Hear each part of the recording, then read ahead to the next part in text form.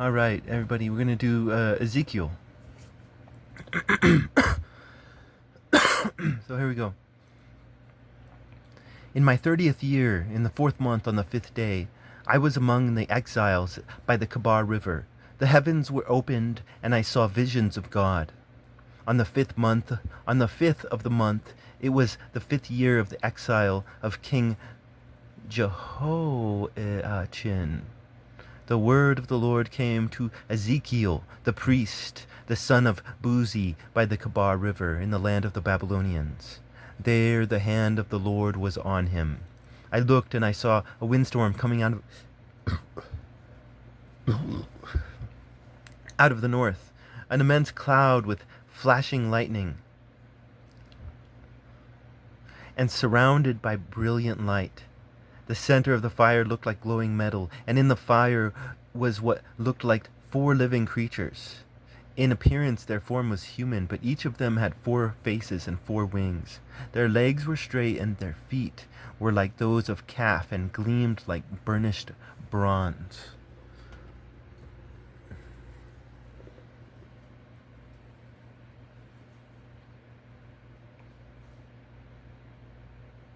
Under their wings, on their 4 sides, they had human hands. All 4 of them had faces and wings, and the wings of one touched the wings of another.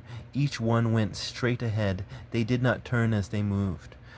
Their faces looked like this. Each of the 4 had the face of a human being, and on the right side each had the face of a lion, and on the left the face of an ox. Each also had the face of an eagle. Such were their faces. They each had 2 wings spread out upward, each wing touching that of the creature on either side, and each had 2 other wings covering its body. Each one went straight ahead. Wherever their spirit would go, they would go, without turning as they went.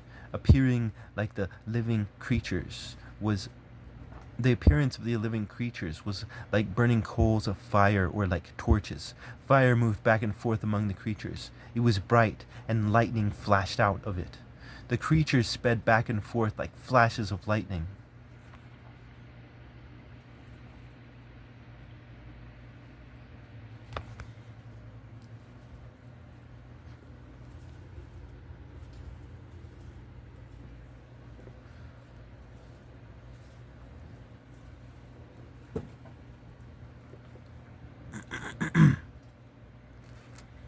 As I looked at the living creatures, I saw a wheel on the ground beside each creature, with its 4 faces.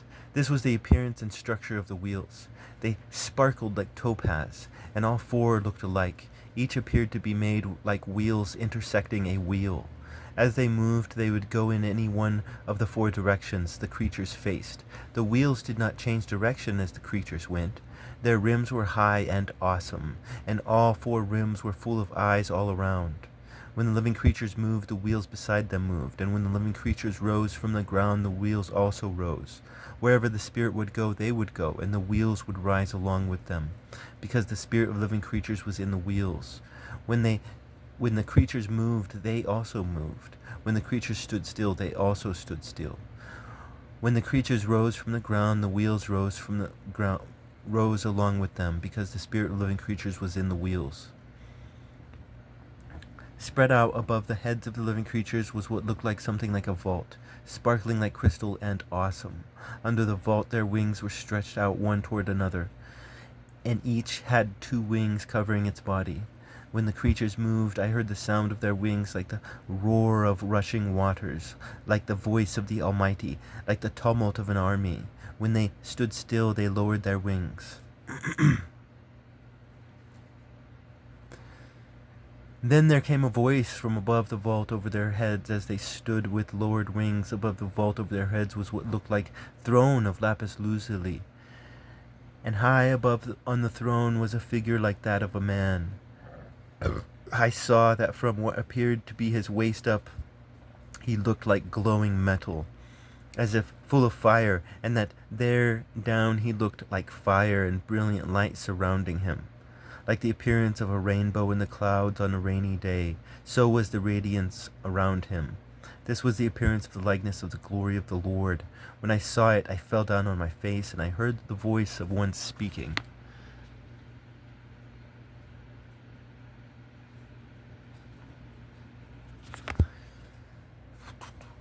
He said to me, Son of man, stand up on your feet, and I will speak to you.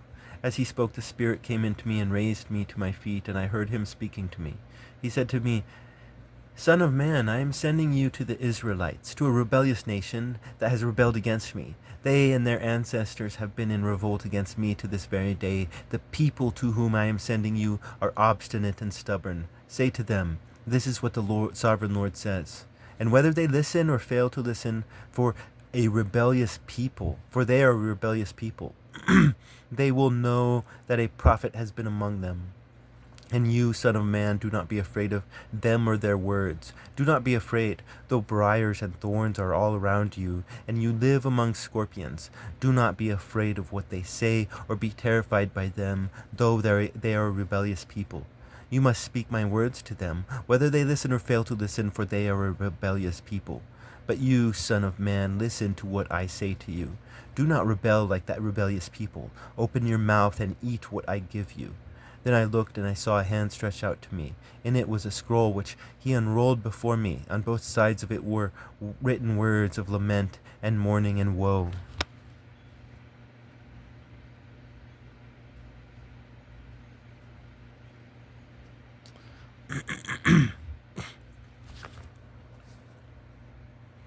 And he said to me, Son of man, eat what is before you. Eat the scroll, then go and speak to the people of Israel. So I opened my mouth, and he gave me the scroll to eat. Then he said to me, Son of man, eat this scroll I am giving you, and fill your stomach with it. So I ate it, and it tasted as sweet as honey in my mouth.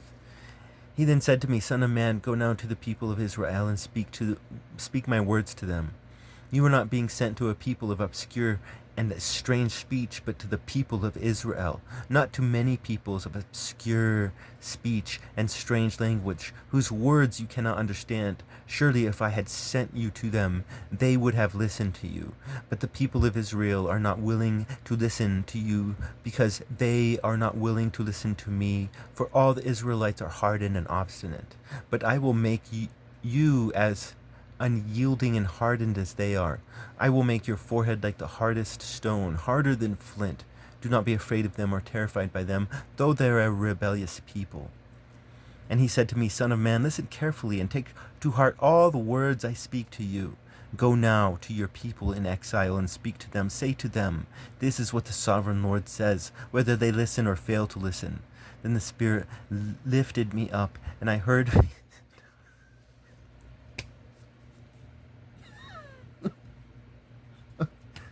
Okay. And I heard rumbling behind me, a loud rumbling sound, as the glory of the Lord rose from the place where it was standing. It was the sound of the wings of the living creatures brushing up against each other, and the sound of the wheels beside them, a loud rumbling sound. The Spirit then lifted me up and took me away, and I went in bitterness and in the anger of my spirit. With the strong hand of the Lord on me, I came to the exiles who lived in Tel Aviv near the Kabar River. And there, where they were living, I sat among them for 7 days, deeply distressed.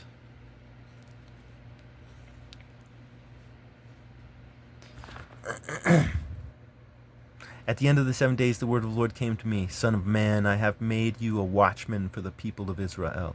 So hear the word I speak, and give them warning from me. When I say to a wicked person, you will surely die, you do not warn them or speak out to dissuade them from their evil ways in order to save their life. That wicked person will die for their sin, and I will hold you accountable for their blood. But if you do warn the wicked person, and they do turn from their wicked ways or from their evil ways, they will die for their sin. But you will have saved yourself. Again, when the righteous person turns from the righteousness and does evil, and I put a stumbling block before them, they will die.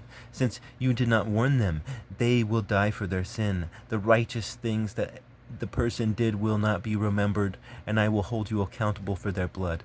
But if you do warn them, and the righteous person does not sin, and the righteous person not or if you warn the righteous person not to sin, and they do not sin, they will surely live because they took warning, and you will have saved yourself.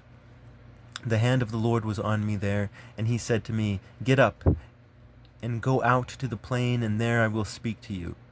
So I got up and went out to the plain, and the glory of the Lord was standing there, like the glory I had seen by the Kabar River, and I fell face down.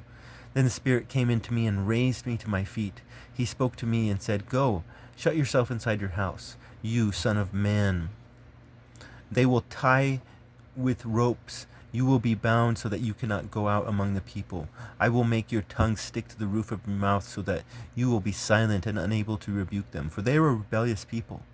But when I speak to you, I will open your mouth, and you shall say to them, This is what the sovereign Lord says. Whoever will listen, let them listen, and whoever will refuse, let them refuse, for they are a rebellious people.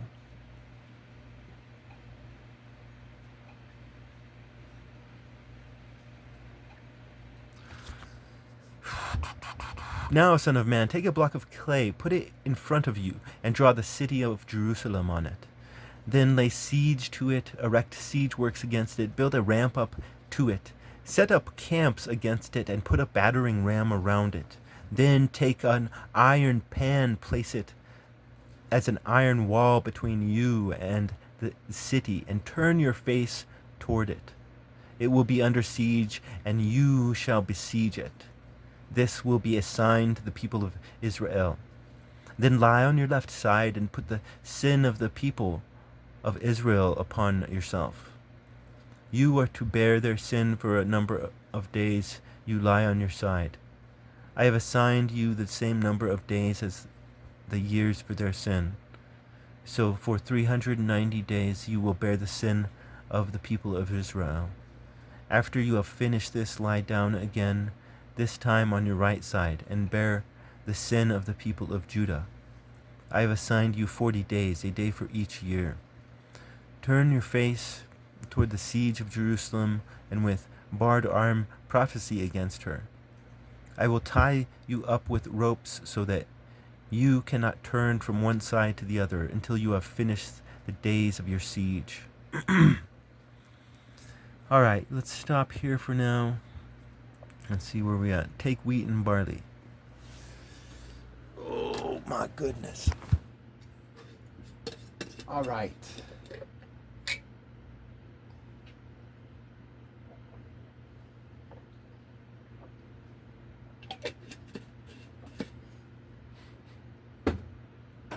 Where do we begin, right?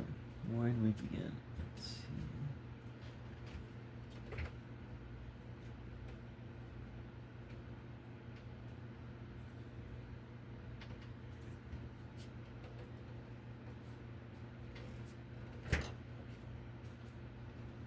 Okay, let's begin right here when God starts talking to Ezekiel.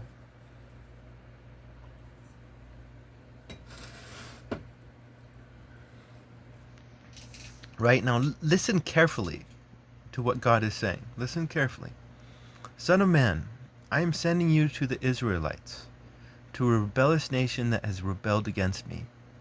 They and their ancestors have been in revolt against me to this very day. Okay, so I am sending you to the Israelites, to a rebellious nation that has rebelled against me. Right, to a rebellious nation that has rebelled against me. That's very repetitive. Right, and their ancestors have been in revolt against me to this very day. Again, very repetitive. Right, I mean, he's nagging. Like, God is nagging right now. And what's he saying? I'm sending you to the Israelites, okay? And he's now just nagging. He's just repeating himself over and over. The people to whom I'm sending you are obstinate and stubborn. More repetition.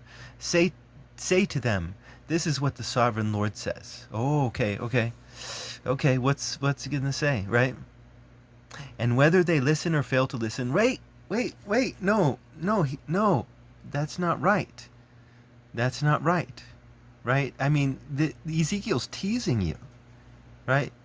This is what the sovereign Lord says. Well, okay, Like, so far, the sovereign Lord hasn't said anything. He's just been repeating himself, right? And he hasn't said anything. And then right after he says this is what the sovereign Lord says. Okay, what's he going to say? What's he going to say? Right? And he doesn't say anything. And whether they listen or fail to listen, for they are a rebellious people, they will know that a prophet has been among them, right? That's a good line right there. It's just like, ooh, it grounds the reader in mysticism, right? Um, and you, son of man, do not be afraid of them or their words. Do not be afraid, though briars and thorns are all around you, and you live among scorpions. Do not be afraid of what they say or be terrified by them, for they are rebellious people. Again, they are rebellious people, right? Da, da, da, da. But we're introducing a bit new thoughts here, right? And so he shouldn't be afraid, though there's a bunch of jerks around, right? Um, and don't be terrified by what they say, right? You must speak my words to them, whether they listen or fail to listen, for they are rebellious people. But you, son of man, listen to what I say to you. Do not rebel like that rebellious people. Open your mouth and eat what I give you. I mean, this is just silly. This is just really, really silly. But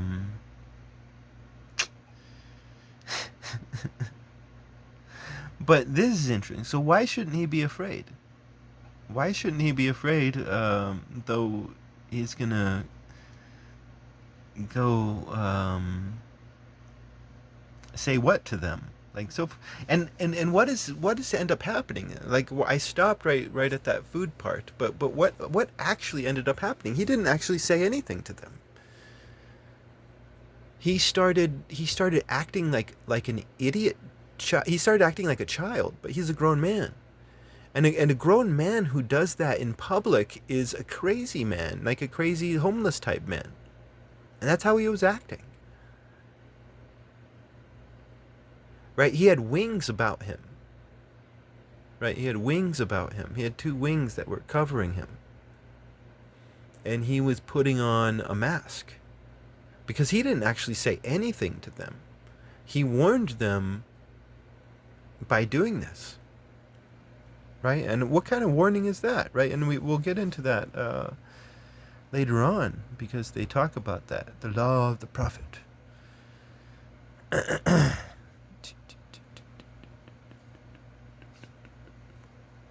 But, I mean, so far, this is just really silly. This is a silly God. Da, da, da, da, da, da, da.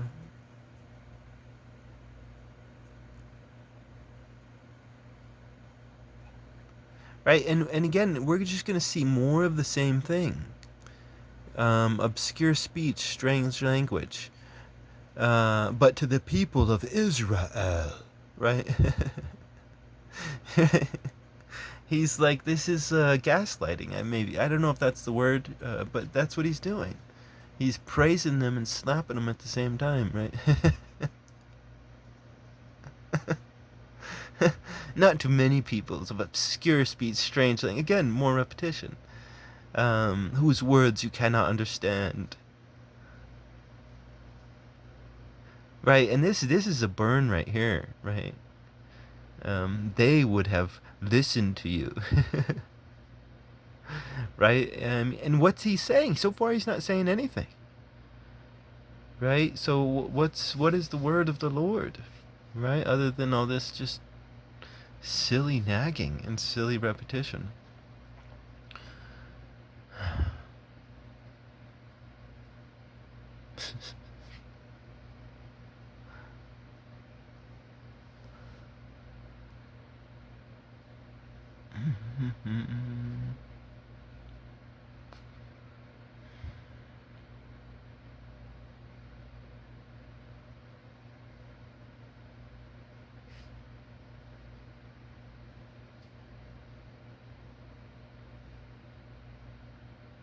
Right, and this is kind of more silliness here when he's saying, I went in bitterness and in anger of my spirit. Right, because he's saying that, oh no, woe is me. I don't want to say all this stuff. Like, I'm being forced to. I mean, Um,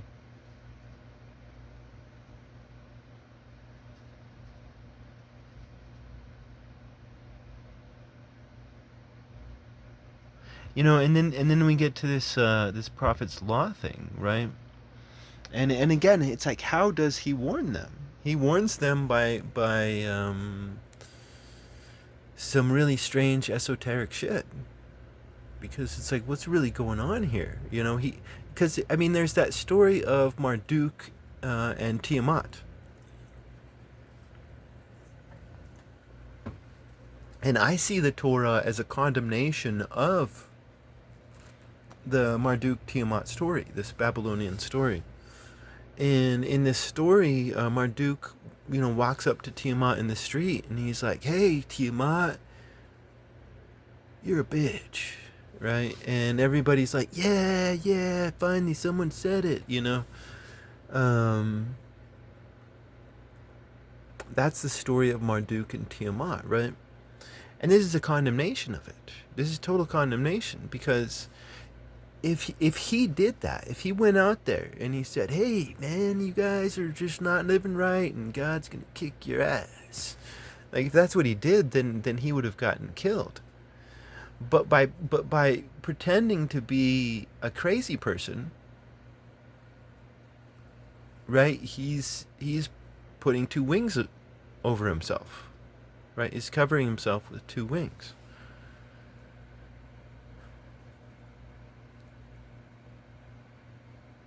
I mean, motherfuckers need to learn how to read. Shit.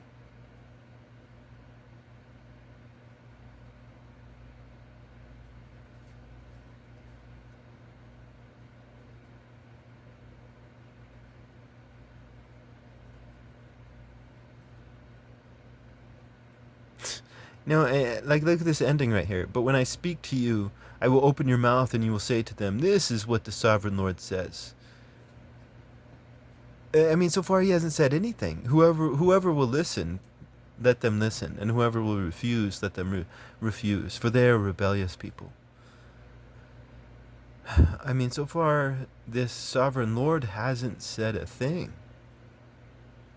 Um, Now, the one thing that we did get is the vision in the very beginning, right? The vision of the four faces.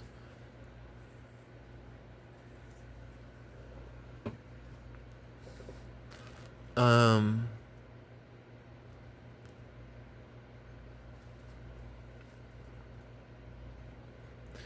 so I mean, one face is an ox, right? And the ox is like a cow, but a smarter cow, a more free, independent cow. And it's like, the place that we stopped at is like, take wheat and barley, beans and lentil, right? And so he's making himself uh, all these meals for all these days, right? And he has to do this for over a year, so he has to make, a lot of meals. I mean, that takes a talent. Like, this is not a man that's dependent upon the system, right? This is totally not a man that's dependent upon the system. Um, he is like an ox, right? He's able to survive outside of this system, um, and maybe even still be a part of it, right? But because he's still an ox. But the eagle, can see its prey from far away, and it strikes fast. There's no.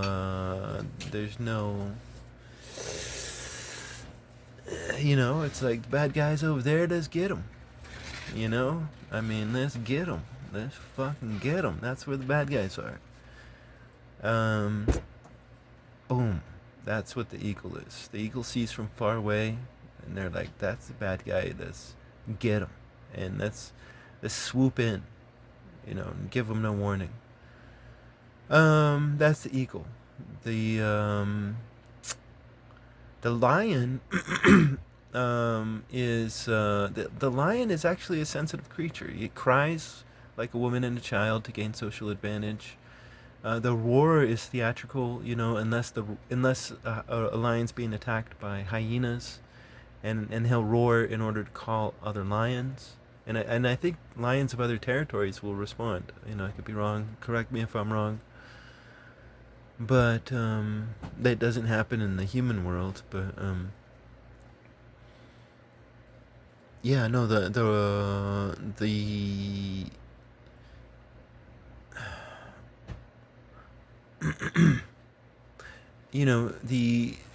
the man who's popular with the women is in touch, is comfortable with his emotions and with the expression of his emotions. And you could see that, I think, in a lion. La la la la la la. So a man with a feminine side. And then the man face. It's like, if you put all these qualities together, you might get intimidated. So the man face is just like a dumb face. It's like, hey, I'm just like one of the guys. And because he doesn't want to intimidate other people. Um,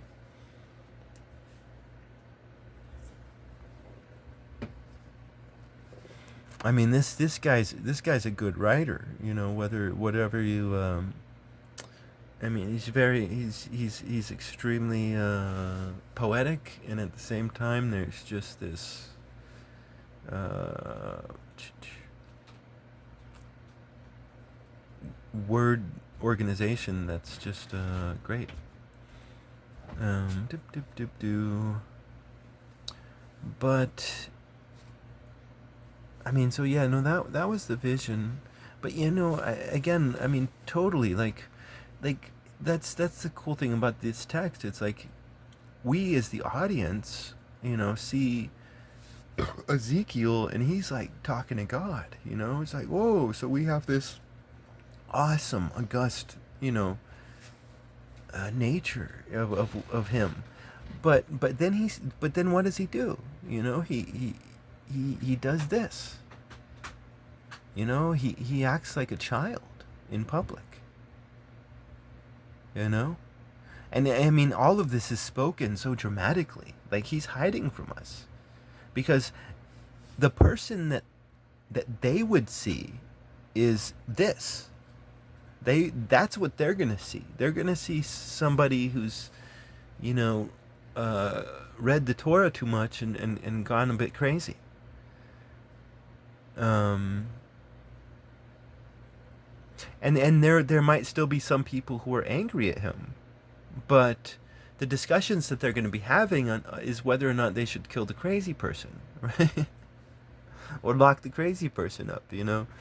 Um, but what kind of warning is this?